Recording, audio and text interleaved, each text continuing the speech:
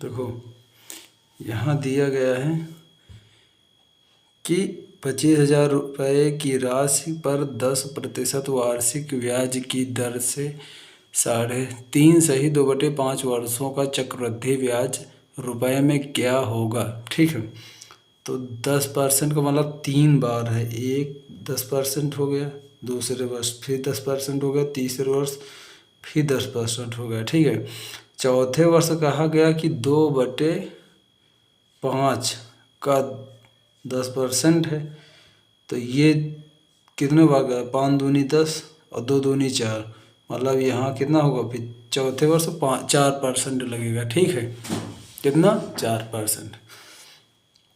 तो अच्छा 10% का वैल्यू हम निकालेंगे तो कितना होगा, 10% अगर हटाएंगे तो यहाँ 100 हो जाएगा। तो एक जीरो से एक जीरो कट जाएगा, 10 से कितना होगा 11, एक बढ़ जाएगा। ठीक है, तो मान लो 10 से कितना होगा 11, फिर 10 से कितना होगा, 10 से कितना होगा, 10 से हमारा फिर 11 हो जाएगा, फिर 10 से कितना होगा 11 हो जाएगा।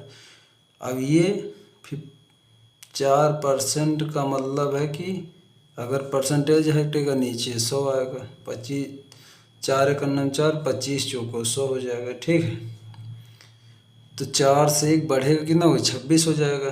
तो यहाँ 25 है और इधर कितना बढ़ जाएगा, 26 एक बढ़ जाएगा। अब ये 11 का क्यूब कितना होगा, 13, 31, और 1000 का क्यूब कितना होता है 1000।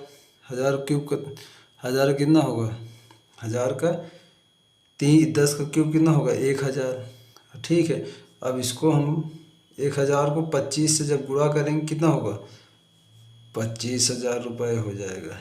ठीक है, और यही वैल्यू सेम यहाँ दी हुई है। ठीक है, तो इधर का हमारा इसमें ब्याज पूछा गया, तो अब इसको हम इसमें जब गुणा करेंगे तो गुणा करो 13, 31 इंटू 26, 6 का 9 6, 36 18, और 36 18 1 19, और 6 का 9 6 1 7। ठीक है, फिर 2 एक 9 2, 3 दूनी 6, 3 दूनी 6, और 2 एक 9 2। ठीक है, 2 एक 9 2, 3 दूनी 6, 2 3 6। ठीक, और 2 एक 9 2। अब इसको 6 आएगा, यहाँ 10 10 के 0 आएगा, फिर यहाँ कितना आएगा 15 और 1 16 हासिल होगा, कितना 6 हो जाएगा, और यहाँ 4 हो जाएगा क्योंकि 6 और 7 13, और 1 हासिल 14। ठीक, और यहाँ कितना होगा 3। ठीक है, तो हमारा 34,606 रुपये आया। अब यहाँ पूछा गया है कि ब्याज रुपए में क्या होगा, ब्याज पूछा है, तो हम यहाँ करते हैं 25,000 रुपये, और ये हमारा टोटल कितना आएगा 34,606। ठीक है, अब इसमें से हम इसको घटा देंगे, मूलधन को घटाएंगे तो ब्याज आ जाएगा। 6 से 6 आएगा, यहाँ 0, फिर 6 से कोई मतलब नहीं आएगा, 6 ही आएगा। यहाँ हासिल गया, यहाँ आएगा 14, 14 में से 5 गया, कितना बचेगा 9, ये हमारा आएगा। ठीक है, और यही हमारा आंसर हो जाएगा। समझ में आ गया होगा। ठीक है।